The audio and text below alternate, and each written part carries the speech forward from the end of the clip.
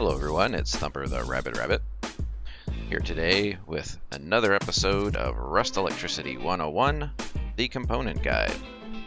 Today we're going to cover the RAND switch, or the random switch. This orange block component here can be placed on walls and on floors and ceilings and other locations just like the other common blocks here. And its function is to randomly roll true or false to decide whether it's going to output power. So if you're looking for a way to add some random chance to your puzzle base or maybe to your trap base to really confuse attackers, this is the component that you can use. It is not a default blueprint. It's craftable with 5 high quality metal and 1 gear. And it's typically found in crates and sunken chests as a fairly common electrical component. Alright, let's take a look at the parts of this. We have lights on the front, a green and a red to show you that it's off. When it's on, both lights will be green. It has its power input handle.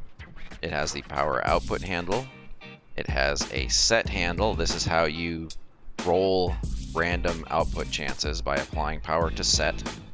And if you need it to go back to its off state, you apply power to the reset handle.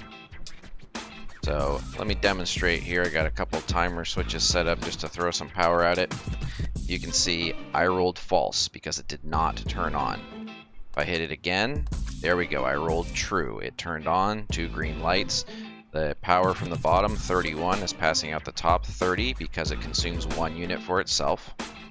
And you can force this to reset by hitting power on the reset handle.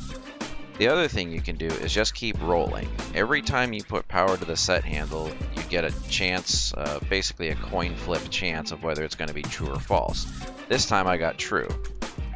There I got true again because it didn't change. But unlike something like the memory cell, if you hit false here, it is going to turn off. So there's a few trues in a row.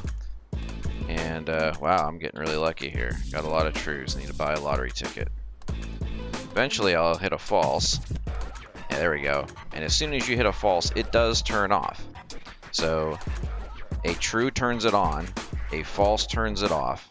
And of course, if it's already on, a true does nothing, and if it's already off, the false does nothing. But you can see here that every time I hit it, I have a random chance of whether or not that's going to turn on or whether it's going to turn off again. One other thing to remember is this does remember the last state it was in if you unplug the power. Just to prove this, I'll take all the cables off of this while it was in its on state. And now if I plug input power back into it again, you can see it is still on. It does remember what the last outcome of the dice roll or the coin flip or whatever you want to call it was. So there you go. So lots of possibilities here if you're into doing puzzles. And if you really want to confuse an attacker in your trap base and hook this up to like a pressure pad so that they just keep jumping up and down on it until something blows up, you could have a lot of fun with this. Just as a review, the RAND switch is not a default blueprint. It takes 5 high quality metal and 1 gear. It's found in crates and sunken chests.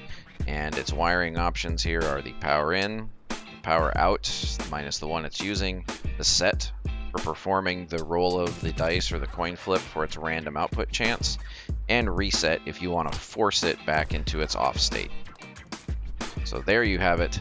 It is the random or RAND switch.